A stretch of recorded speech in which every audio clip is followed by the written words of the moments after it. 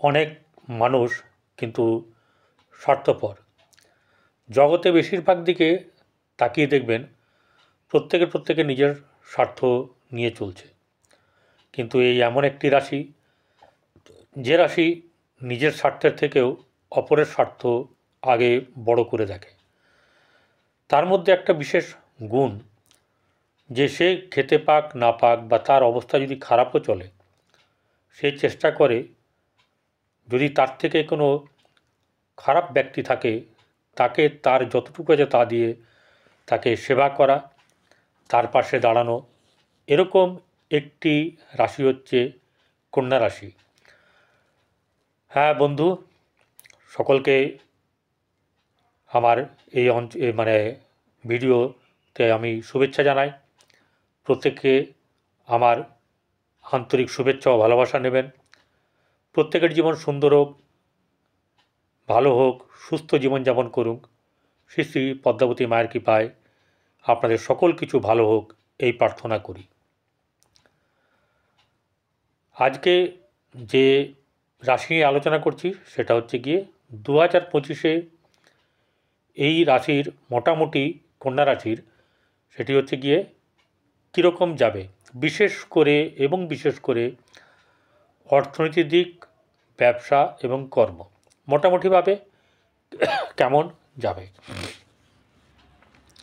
এটা নিয়ে আজকের আলোচনা হবে। 1 জানুয়ারি যেদিনকে বছরের প্রথম দিন, সেই দিনের যে হিসেব, সেদিনে কোথায় কোন রাশিতে কোন গ্রহ অবস্থান করছে সেটা একটু জানিয়ে দিই। বৃষ রাশিতে বক্রী বৃহস্পতি, কর্কটে মঙ্গল বক্রী হয়ে এবং নীচ হয়ে আছে। কেতু কন্যায়, বুধ বৃশ্চিক রাশিতে, রবি এবং চন্দ্র ওই দিন থাকবে হচ্ছে ধনু রাশিতে, শনি এবং শুক্র থাকবে কুম্ভ রাশিতে, রাহু থাকবে মীন রাশিতে। আমরা আজকের যে বিচার করব আর্থিক দিক, সাংসারিক দিক এবং ব্যবসা ও কর্ম। কন্যা রাশিতে এমনিতেই বললাম যে একটু অন্য ধরনের মানুষেরা, অপরের উপকার করতে পারলে এদের মন বেশ সুন্দর টকবকে থাকে, না করলেই ভারাক্রান্ত মনে হয়। তবে সবাই কি এক? অনেকেই কিন্তু আছে এই তালিকায়। যারা নেই তারা জানবেন যে তাদের এই চন্দ্র খারাপ হয়ে আছে, অথবা চন্দ্রকে কেউ খারাপ দৃষ্টি দিয়ে বা খারাপভাবে, এই ঘরের অধিপতি সেও খারাপভাবে বসে আছে। বুধ হচ্ছে এই ঘরের অধিপতি, মিথুন এবং কন্যাতে এখানে বুধ তুঙ্গ হয়, শুক্র নিচস্থ হয়। তো এরকম এই রাশির আজকে ফলাফল আমরা দেখব। দ্বিতীয় ঘর হচ্ছে গিয়ে তুলা রাশি, তারই বন্ধুর ঘর। এই তুলা রাশির যে অধিপতি গ্রহ শুক্র, তার সঙ্গে বুধের সম্পর্ক মধুর। সেই শুক্র বর্তমানে বসে আছে এই রাশি থেকে ষষ্ঠভাবে। তাহলে দ্বিতীয়পতি, ধনপতি ষষ্ঠভাবে বসে আছে। অন্য কোনো আমি দিকে যাব না, এখান থেকে আরও কী কী বিচার হয় সেদিকে যাচ্ছি না।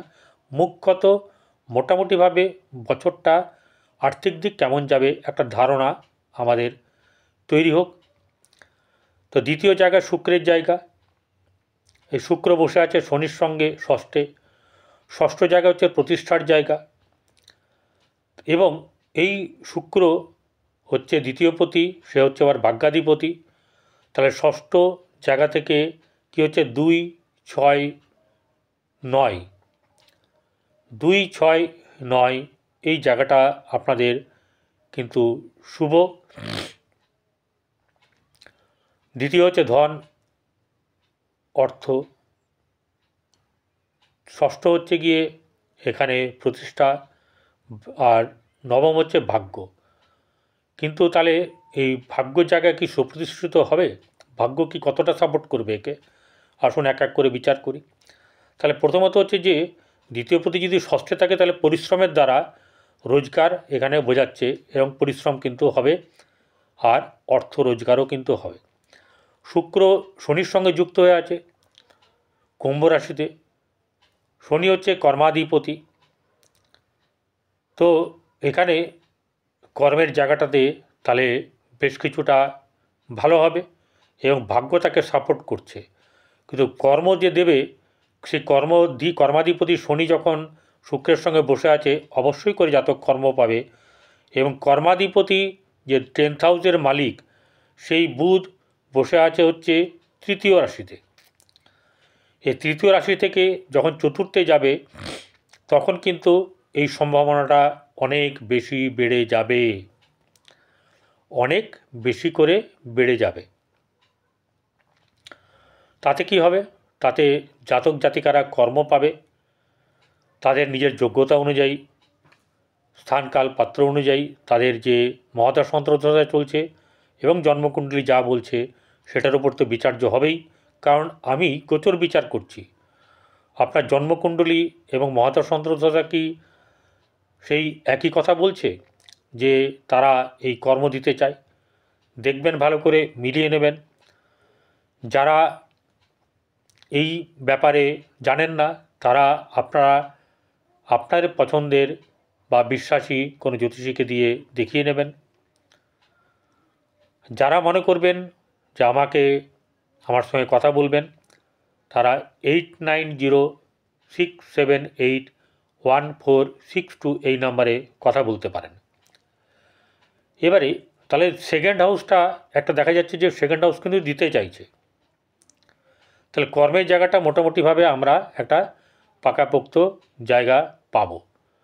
কিন্তু বুধ তো এখানে যে দৃষ্টি দেবে চতুর্থ ঘর থেকে, সেটা তো বেশি দিন নয়, খুব বেশি করে 26 দিন 28 দিন এরকমই। তারপরে কি হবে? তারপরে দেখুন, পঞ্চমে যখন যাবে, পঞ্চম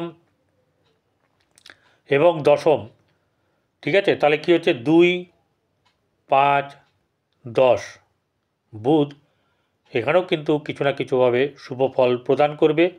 তবে বুধ যখন ষষ্ঠে চলে যাবে একবারে, আবার সেই জায়গায় কিন্তু আরও সুফল আপনারা পাবেন। ততক্ষণে শুক্র বেরিয়ে যাবে, ঠিক আছে। তো এই জায়গাগুলোতে আপনাদের কিন্তু শুভ হবে। বর্তমানে রবির দৃষ্টি আছে, তাই এখনও সম্ভাবনা আছে, অর্থাৎ জানুয়ারি মাসের কথা বলছি। তো রবি যতক্ষণ দৃষ্টি দিয়ে আছে এবং বুধ যখন যাবে তখনও ভালো হবে। এই রবি যখন আপনার ইয়েতে যাবে, ষষ্ঠে যাবে, তখন শনি সঙ্গে থাকবে। তখন শনির সঙ্গে রবির সঙ্গে কিন্তু সম্পর্ক ভালো না হলেও কিছু কিছু আপনারা ফল পাবেন, তবে সবাই পাবেন না। জন্মকুণ্ডলী বিচার্য বিষয়, কারণ শনির সঙ্গে রাহুর, এই রবির কিন্তু খুব একটা ভালো সম্পর্ক নেই। এবং রবি হচ্ছে গিয়ে দ্বাদশপতি, ব্যয়পতি। তাই রবি ব্যয়পতি হিসাবে ষষ্ঠে থাকলে কিন্তু ষষ্ঠের ব্যয় করিয়ে দেবে। এবং আরেকটা ব্যাপার হচ্ছে গিয়ে, সপ্তমে যখন যাবে রবি, তখন কিন্তু এখানে দেখবে তখন রাহু থাকবে। রবির সঙ্গে রাহুর সম্পর্ক মোটেও ভালো না, তা হলেও কিন্তু কিছু সুফল আপনারা পাবেন। তো এরকম করে করে বছরটা মোটামুটি চলবে। কিন্তু একটা কথা, এই যে ছোট ছোট গ্রহ বুধ শুক্র রবির কথা বললাম, একটা জিনিস মনে রাখবেন, মেন 4টে গ্রহ সবচেয়ে বেশি রোল করে। সেটা হচ্ছে গিয়ে বৃহস্পতি, শনি, রাহু এবং কেতু।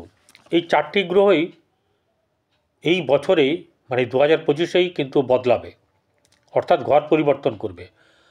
যেমন রাহু 18ই মে কুম্ভে যাবে, কেতু যাবে সিংহ রাশিতে। শনি 29শে মার্চ চলে যাবে কুম্ভ থেকে মীন রাশিতে, রাহুর সঙ্গে থাকবে। আর কি হবে? বৃহস্পতি 14ই মে মিথুনে যাবে, আবার 18ই অক্টোবর শীঘ্র গতির দ্বারা কর্কটে যাবে, আবার ফেরত আসবে 3/12/2025 মিথুনে, ঠিক আছে। মঙ্গল বক্রী আছে বর্তমানে, 21শে জানুয়ারি কর্কট থেকে মিথুনে যাবে। মিথুন থেকে আবার মার্গী হয়ে সে পরে আবার 2রা এপ্রিল আবার কর্কটে চলে আসবে। এবারে একটা ব্যাপার দেখার বিষয়, 21 তারিখ থেকে 21-এ আপনার যে 18ই অক্টোবর 21শে মে যে আপনার পূর্ণ কালসর্পযোগের সৃষ্টি হবে। পূর্ণ কালসর্পযোগ সৃষ্টি হবে। যতক্ষণ না ওই ঘরে কোনো গ্রহ তার মাঝখানে আসছে তখন হবে যে ভঙ্গ কালসর্প। যখন 2টো গ্রহ চলে আসবে তখন আর কালসর্প দোষ থাকবে না। ব্যাপার হচ্ছে যে এই কালসর্প যে যোগটা সেটা কিন্তু নেগেটিভ। তাহলে এখানে কন্যা রাশির কেমন হবে? যখন ষষ্ঠে বসে আছে শনি কিন্তু ভালো রেজাল্ট দেবে এই কন্যার জন্য। মার্চের পরে এপ্রিলে সোজাসুজি চলে আসবে সপ্তমে। তখন কিন্তু আপনার যে ফ্যামিলি লাইফটাকে কিন্তু ডিস্টার্ব করে ফেলবে। আর্থিক দিক কীরকম হবে? আপনার ব্যবসার যে ব্যাপারটা সপ্তমে যখন যাবে, সপ্তম হচ্ছে গিয়ে আপনার 5, 6 এবং 7। শনি 5th হাউসের মালিক, 6th হাউসের মালিক বসে যাবে হচ্ছে সপ্তমে। তাহলে এই ব্যাপারগুলো কিন্তু একটা লক্ষণীয় ব্যাপার যে সে কতটা তাকে ফল দেবে। রাহু আবার যখন 18ই মে চলে আসবে, তখন রাহু চলে আসবে হচ্ছে ষষ্ঠভাবে। সে রাহু শত্রু নাশ করবে, শত্রু বৃদ্ধি করবে এবং শত্রু নাশ করবে। কিন্তু কথা হচ্ছে যে অর্থ কেমন করে আসবে। এবার চলে যাব ভাগ্যভাবের জায়গায় বসে আছে বৃহস্পতি। এই বৃহস্পতি রেট্রোগেট যখন থাকবে তখন কোনো নক্ষত্র মানে না, নিজে ফল দান করবে। এই ঘরের পক্ষে যে ঘরে বসে আছে সেটা হচ্ছে শত্রু ঘর, এবং কন্যা রাশির পক্ষে চতুর্থপতি এবং সপ্তমপতি বসে আছে আপনার কোথায় না ভাগ্যস্থানে। তাহলে এখানে কিন্তু বৃহস্পতি আপনারকে যথেষ্টভাবে সাপোর্ট করবে এবং আপনার ভাগ্যটাকে সুপ্রসন্ন করার জন্যে টেনে তুলবে। কর্ম প্রচুর করতে হবে। শনি রাহু সপ্তমে চলে এলে যখন থাকবে তখনও আপনাকে প্রচণ্ডভাবে নানাভাবে হ্যারাসমেন্টও হতে পারে। ব্যবসার দিক থেকে আপনার কারো যদি জন্মছকে শনি রাহু ভালো থাকে তাহলে ব্যবসা মোটামুটি চলবে, নচেত কিন্তু কখনো খারাপ, খুব খারাপ, কখনো সামান্য ভালো, এরকম করে চলবে। কর্মের জায়গা বললাম, আগেই বলে গেছি, কর্মের জায়গা কিন্তু ভালো আছে। কর্ম জানুয়ারি মাসের থেকে ভালো জায়গায় থাকবে এবং তারপর থেকে অনেক সময়ই কিন্তু কর্মের যোগটা ভালো থাকবে। ব্যবসার জায়গাটা খুব একটা কিন্তু কন্যা রাশির জন্যে ভালো নয়। ঠিক আছে, এই জায়গাটাতে কিন্তু আপনাদেরকে একটু ভোগাবে। খুব সাবধানে ব্যবসাজনিত ব্যাপারটাকে হ্যান্ডেল করতে হবে। খুব বেশি মাল তুলে লাভ বেশি হবে বলে মাল তুলে কিন্তু কিছু করবেন না। বুধ গ্রহ যেহেতু দশম ভাবের অধিপতি, রাশিপতি, তাকে সেই যদি আপনার জন্মকুণ্ডলিতে ভালো হয়ে থাকে তাহলে আপনি রেজাল্ট নিশ্চিত পাবেন, এবং যদি মহাদশা অন্তর্দশা আপনাকে ভালো শুভ গ্রহের দশা চলে তাহলে অবশ্যই করে পাবেন। আর কি হবে না, যদি খারাপ থাকে তাহলে আপনারা ঘরে যদি দেখা যায় যে বড় কোনো পাতার গাছ আছে, বড় মানিক প্ল্যান্টের গাছ, কলা গাছ, কচু গাছ, এরকম ধরনের যদি গ্রাবার গাছ যদি থাকে সেই গাছগুলো কিন্তু ঘর থেকে সরাবেন। এই গাছ কিন্তু ঘরে রাখা চলবে না, তাহলে কিন্তু বুধ আরও খারাপ হবে। এবার বুধ ভালোর জন্য কী করবেন, কোনো পাখি, বিশেষ করে টিয়া পাখি উড়িয়ে দেবেন। কীরকম করে? যারা বিক্রি করে তাদের কাছ থেকে নেবেন পয়সা দিয়ে, নিয়ে একটা হোক, একটাই করবেন, প্রতি বুধবারই একটা করে করুন। আর কি করবেন, 7 রকমের আনাজ গরুকে বুধবার থেকে আরম্ভ করবেন, লাগাতার খাওয়াতে শুরু করুন। শুক্র হচ্ছে দ্বিতীয়পতি এবং ভাগ্যপতি, তো শুক্রটাকে স্ট্রং করতে হবে। পারফিউম ইউজ করবেন স্নান করার পরে। আর কি করবেন, আর যেটা করবেন সেটা হচ্ছে গিয়ে গরুকে আলু, গরুকে 7 রকমের যে সবজি বললাম সেটা খাওয়াবেন, রুটি খাওয়াবেন। শনি রাহুকে কেতুকে ঠিক করতে গেলে কি করবেন, এগুলো তো ঠিক করতেই হবে। তাহলে আপনি কি করবেন, আপনাকে একটা কাজ করতে হবে, সেটা হচ্ছে গিয়ে কুকুর এবং কাককে ডেইলি রুটি খাওয়াতে হবে।